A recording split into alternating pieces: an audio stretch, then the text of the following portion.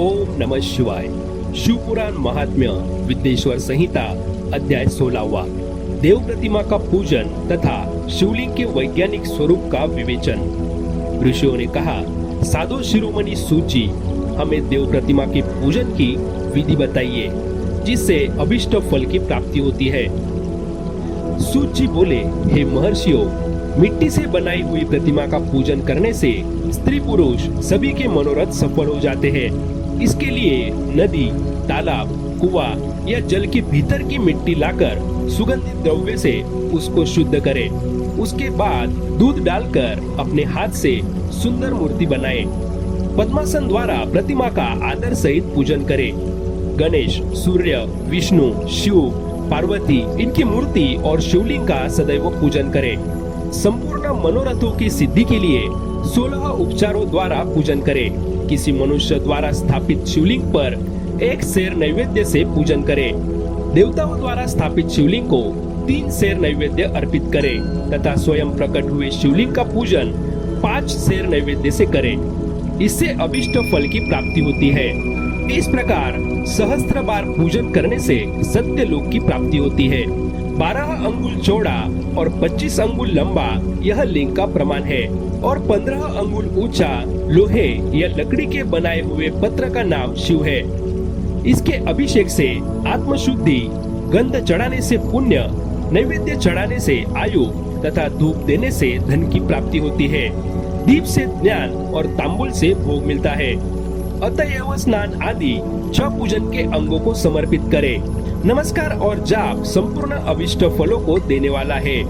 भोग और मोक्ष की इच्छा रखने वाले लोगों को पूजा के अंत में सदा जाप और नमस्कार करना चाहिए। जो मनुष्य जिस देवता की पूजा करता है वह उस देवता के लोक को प्राप्त करता है तथा उनके बीच के लोकों में उचित फल को भोगता है। हे महर्षियों, भूलोक में श्री गणेश पूजनीय है। शिव जी के द्वारा निर्धारित तिथि, वार, नक्षत्र में जो विधि सहित इनकी पूजा करता है उसके सभी पाप एवं शोक दूर हो जाते हैं और वह अभिष्ट फलों को पाकर मोक्ष को प्राप्त करता है। यदि मध्याह्न के बाद तिथि का आरंभ होता है तो रात्रि की तिथि का पूर्व भाग पितरों के श्राद्ध आदि कर्म के लिए उत्तम होता है तथा बाद का भाग दिन के समय देव कर्म के लिए अच्छा होता है। वेदों में पूजा शब्द को ठीक प्रकार से परिभाषित नहीं किया गया है।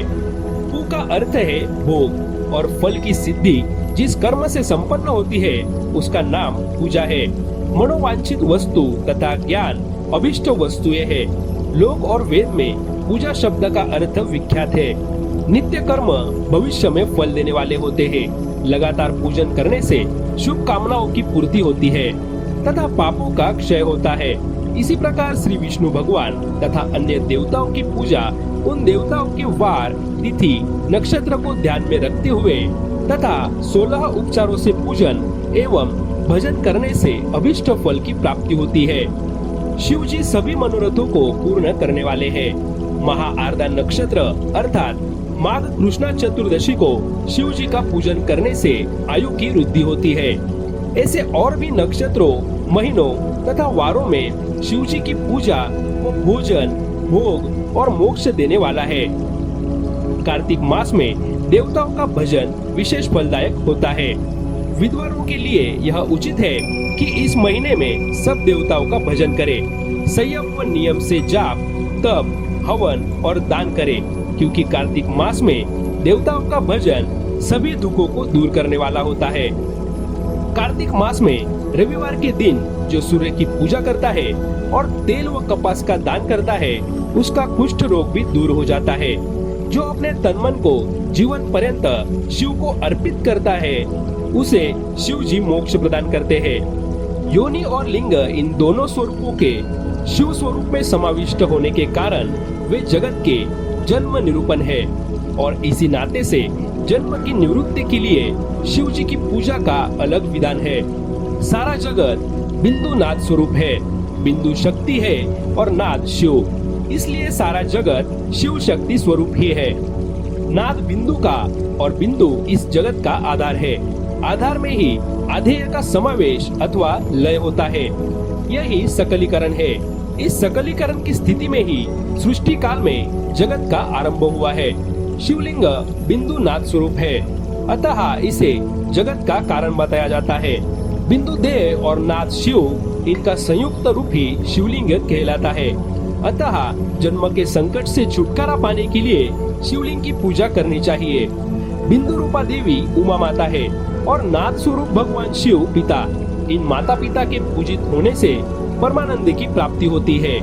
देवी उमा जगत की माता है और शिव जगत के पिता। जो इनकी सेवा करता है उस पुत्र पर इनकी कृपा नित्य बढ़ती रहती है। वह पूजक पर कृपा कर उसे अपना आंतरिक ऐश्वर्य प्रदान करते हैं। अतः शिवलिंग को माता पिता का स्वरूप मानकर पूजा करने से आंतरिक आनंद की प्राप्ति होती है। भर्ग यानी शिव पुरुष रूप है और भर्गा यानी शक्ति प्रकृति कहलाती है। पुरुष आदि गर्भ है क्योंकि वही प्रकृति का जनक है। प्रकृति में पुरुष का संयोग होने से होने वाला जन्म उसका प्रथम जन्म कहलाता है। जीव पुरुष से बारंबार जन्म और मृत्यु को प्राप्त होता है। माया द्वारा प्रकट किया जाना ही उसका जन्म कहलाता है। जीव का शरीर जन्म काल से ही 6 विकारों से युक्त है, इसलिए इसे जीव की संज्ञा दी गई है। जन्म लेकर जो प्राणी विभिन्न पाशों अर्थात बंधनों में पड़ता है वह जीव है। जीव पशुता के पाश से जितना छूटने का प्रयास करता है उसमें उतना ही उलझता जाता है। कोई भी साधन जीव को जन्म मृत्यु के चक्र से मुक्ति नहीं कर पाते। शिव के अनुग्रह से ही महामाया का प्रसाद जीव को प्राप्त होता है और मुक्ति मार्ग पर अग्रसर होता है। जन्म मृत्यु के बंधन से मुक्त होने के लिए श्रद्धा पूर्वक शिवलिंग का पूजन करना चाहिए। गाय के दूध, दही और घी को शहद और शक्कर के साथ मिलाकर पंचामृत तैयार करें तथा इन्हें अलग अलग भी रखें। पंचामृत से शिवलिंग का अभिषेक व स्नान करें। दूध और अन्न मिलाकर नैवेद्य तैयार कर प्रणव मंत्र का जाप करते हुए उसे भगवान शिव को अर्पित कर दे। प्रणव को ध्वनि लिंग, स्वयंभू लिंग और नाद स्वरूप होने के कारण नाद लिंग तथा बिंदु स्वरूप होने के कारण बिंदु लिंग के रूप में प्रसिद्धि प्राप्त है। अचल रूप से प्रतिष्ठित शिवलिंग को मकार स्वरूप माना जाता है, इसलिए वह मकार लिंग कहलाता है। सवारी निकालने में उकार लिंग का उपयोग होता है। पूजा की दीक्षा देने वाले गुरु आचार्य विग्रह आकार का प्रतीक होने से आकार लिंग के 6 भेद है। इनकी नित्य पूजा करने से साधक जीवन मुक्त हो जाता है।